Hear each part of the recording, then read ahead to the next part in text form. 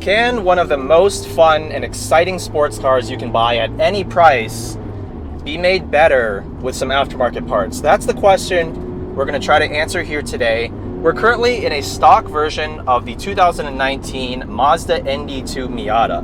Now this one is an RF, so it has the retractable hardtop, and it's a club trim, meaning it has the Brembo brakes, the Bilstein dampers, the limited slip differential, and the front strut tower brace. Word of advice, if you plan to get an ND2 Miata and you want to track it and you don't want to modify it too heavily, get at least the club package, because all the performance goodies are worth the extra price. This car starts at around $30,000 with the soft top.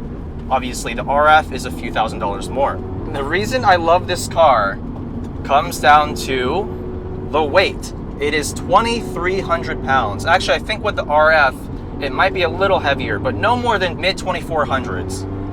That is an incredibly light car for modern standards. 300 to 400 pounds lighter than a Subaru BRZ, and about 400 pounds lighter than a Honda S2000.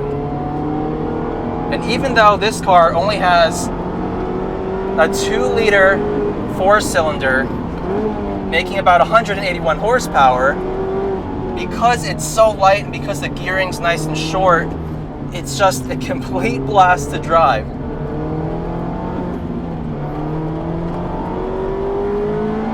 It's so nimble, it wants to turn in so eagerly compared to anything else I've driven in stock form. It's actually quite a revelation, this ND2 Miata, because it marries the amazing chassis of the ND1 Miata with a much more energetic and higher revving motor. This engine revs out to 7,500 RPM and it pulls all the way to redline. Because this car is so lightweight, it brakes on a dime. This 6-speed manual, one of the best in the business. I think it's really like a modern version of that S2000 shifter that everyone knows and loves. Short gear lever, short throws, snickety stick action. There's no way you'll miss a gear. Super easy to heel toe. Incredibly direct throttle response. I mean, I'm just singing praises all day long for the ND2 Miata. But that brings me to the one thing that I'm not such a big fan of, is this suspension. Even with these upgraded Bilstein dampers that you get in the club package, I feel the car just has a little too much body roll. It's a little bit too softly sprung for my liking. It's fun in the canyons, you get to feel that weight transfer, but ultimately I want just a little bit more body control and sharper response when I turn in.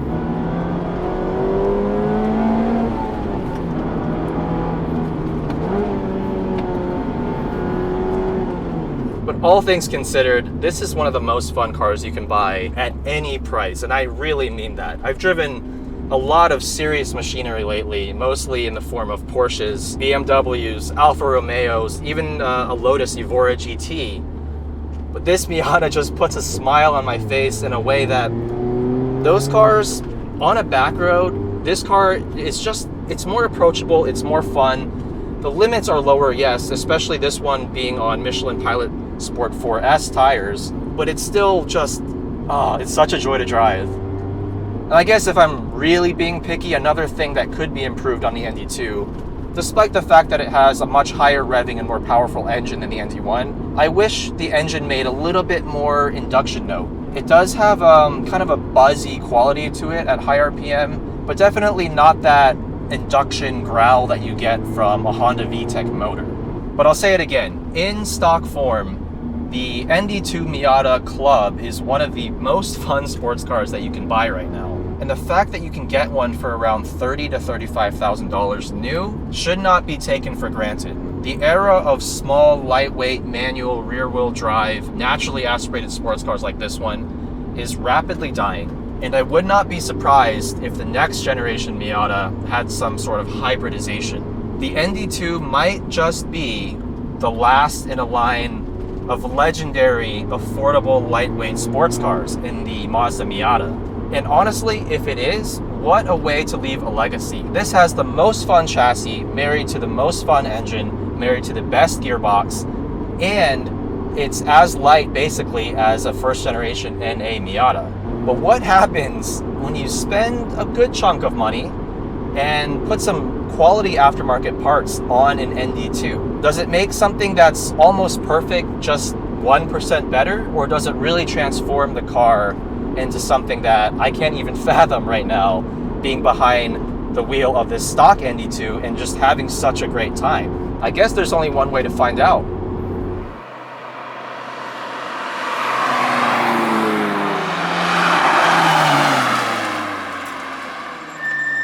Welcome to Johnny's modified 2019 Miata ND2 Grand Touring. I am sitting way too low and way too far back in this fixed position bucket seat, but we are just gonna have to make do.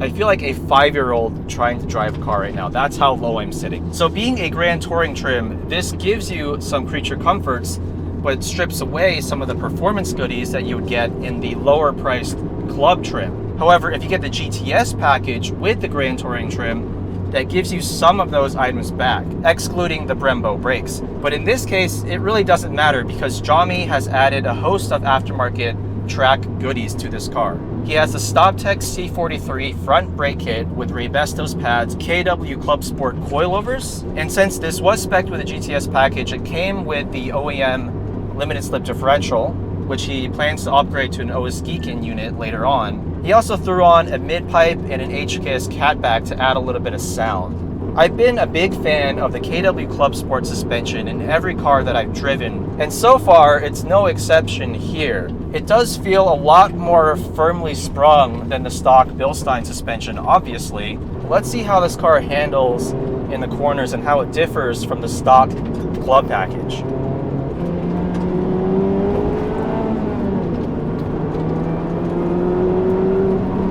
Immediately way more braking performance, solid pedal feel while retaining the linearity. We're also on the Falken RT660 tires.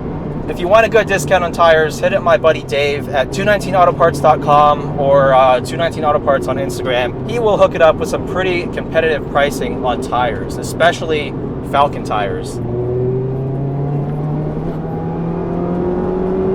Yeah, the exhaust adds a nice little level of aggression at the higher RPMs without being overly loud. The biggest difference here is the suspension and the brakes.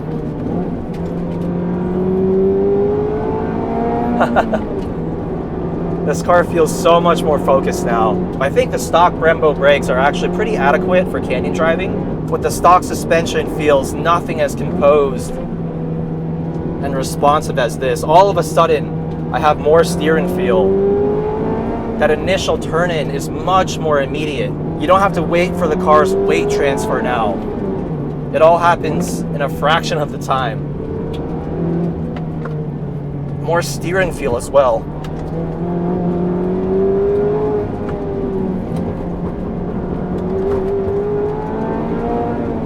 The rear end, a little bumpy coming out of corners, but this is a really bumpy road to be testing any aftermarket suspension on.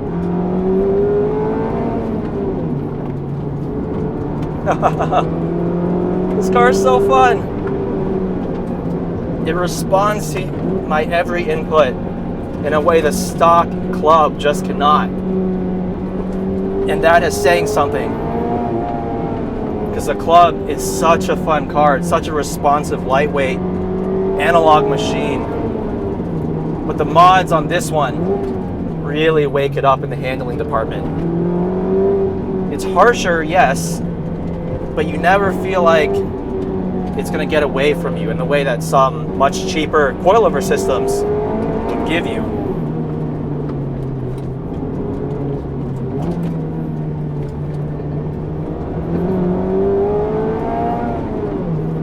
Now look, I like this HKS exhaust, but it still doesn't make the engine sound as good as I would hope. The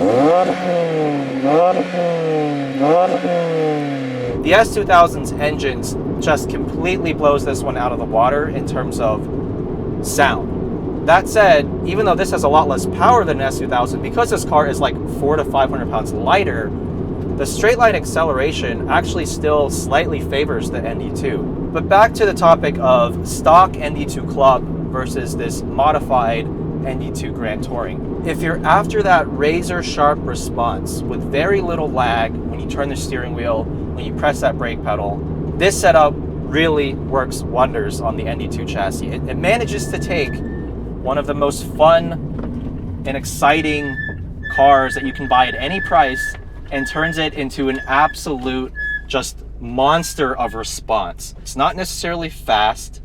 It's not necessarily like an oversteered monster, but the level of response when you turn that steering wheel, when you press that throttle, when you go to brake into a corner, and even with the stock shifter, when you go to hit that snickety snick downshift, everything in this car has a response level that's just turned up to 11. I would say the stock Club, in some ways, the steering maybe like a 7 to an 8 in response, and the brakes maybe like an 8, but this really brings it up to that next level. Not a sponsored video. I have no affiliation with Stoptech or KW, but I just want to shout them out because they've made quality products time and again. Not a huge fan of the KW V3s, but Clubsport, amazing. The Stoptech kits I've used in other cars, the ST40, the Trophy, and this C43 kit, trying this one out for the first time. Always really good and good value for money. A lot cheaper than some of the AP racing kits that you can get out there.